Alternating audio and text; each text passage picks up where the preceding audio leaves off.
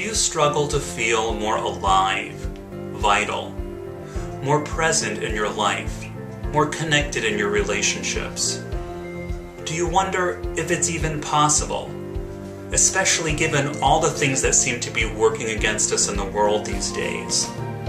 Listen, I know it's challenging, but based on the many people that I've helped and on my own personal experience, I also know that it's very possible.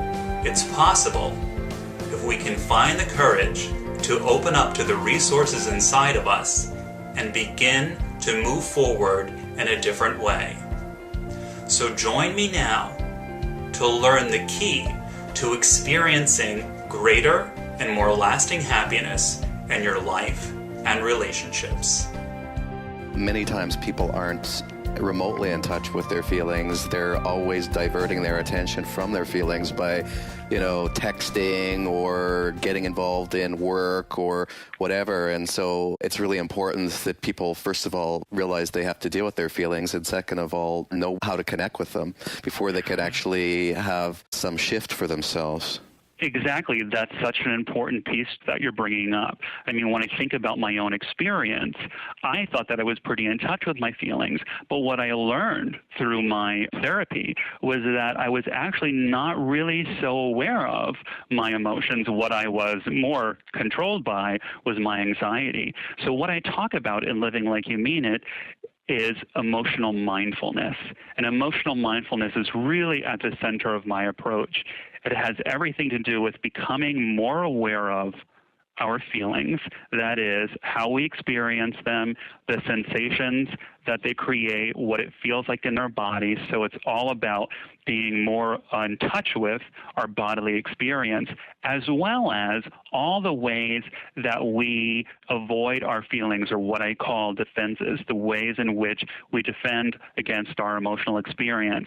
Now, the tricky thing is that a lot of these things are outside of our awareness. We develop these defenses over the years so that they're reflexive. We're not even aware of them. Why we get busy, we just get busy. We're not aware that perhaps we were having some feelings that made us anxious, and then we go shopping, or then we go and reach for something to eat, or then we busy ourselves at our jobs, or we get on the computer and start, to read our emails. We don't realize that there are these factors that are contributing to our behavior, and we don't realize then that our behavior is really there to modulate our anxiety. So this piece that you bring up, which is absolutely crucial, has everything to do with sensitizing ourselves to our emotional experience and the ways in which we've been keeping ourselves from or avoiding our anxiety so that we don't have to be close to our feelings. When we think about the ways in which we defend against feeling uncomfortable, addictions being one of them. I work with a number of people who have different addictions or are in recovery. And I really see, in part, addictive behavior as a way of regulating our anxiety and our discomfort. And what I've seen in the people that I've worked with is that once they're in recovery, what they discover is just how little experience they have really being present with their feelings, and how difficult it feels to tolerate their emotions, whether it be tolerating sadness, pain, or guilt, but also tolerating feeling good, having loving feelings, being happy.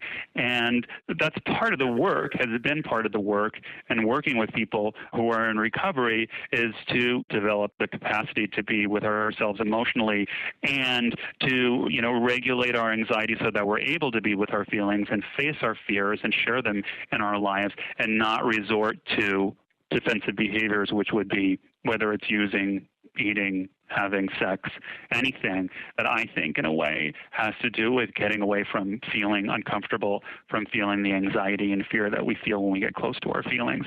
Now, I don't mean to say that that's the only reason that people have addictions, but I think that's a contributing factor.